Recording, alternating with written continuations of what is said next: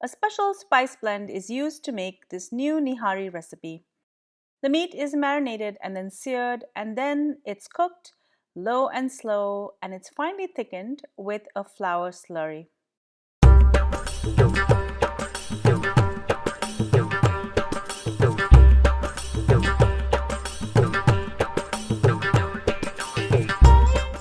Hi everyone, welcome back to Cravings Food Adventures. I'm Cardamoms. Today I'm making an old recipe in a new way. I'm going to be making beef nihari. This time I'm going to be slow cooking it over some heat versus a slow cooker, and I've changed up the recipe a little bit as well.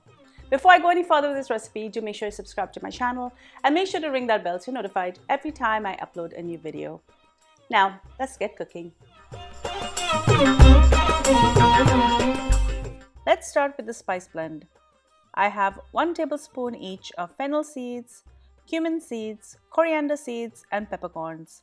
I also have 2 bay leaves, 6 green cardamoms, 2 black cardamoms, a 2-inch stick of cinnamon, 1 mace flower, 2 star anise, 10 cloves, and 6 red Kashmiri chilies. Roast all of the whole spices to wake up the flavor, and then I'm going to allow it to cool before transferring it into a processing jar.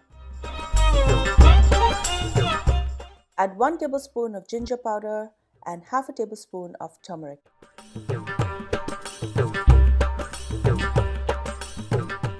Process this till it's smooth.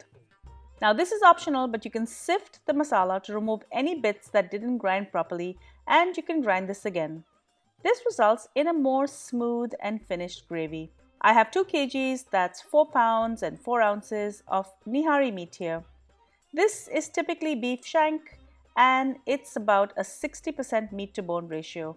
Of course, you can also use lamb, mutton, or even chicken. Add the juice of a lemon and salt to taste. I'm also going to add 3 tablespoons of ginger and garlic paste. Now I'm going to add all of the powder that I ground. This is roughly 8 tablespoons.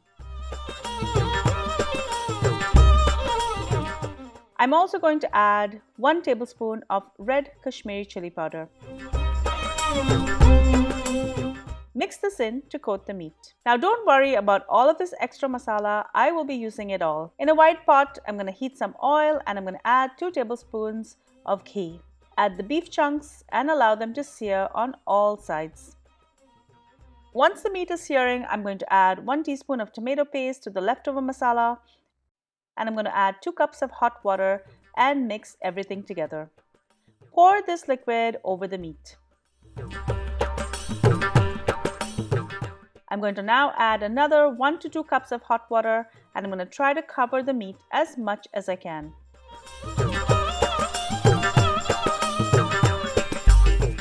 If you've watched some of my earlier videos, I set this to low and slow and cooked this for about 8 hours in my slow cooker. You can certainly do this, but at this time, since I don't have the luxury of time, I'm going to cook this covered on low for 4 hours. The advantage to this is that I can watch it cook and stir it, flipping the meat. Both methods have different pros and cons. Once this comes to a rolling boil, turn the heat down. I will cook this for 4 hours now, stirring at intervals. You can also taste for salt in between.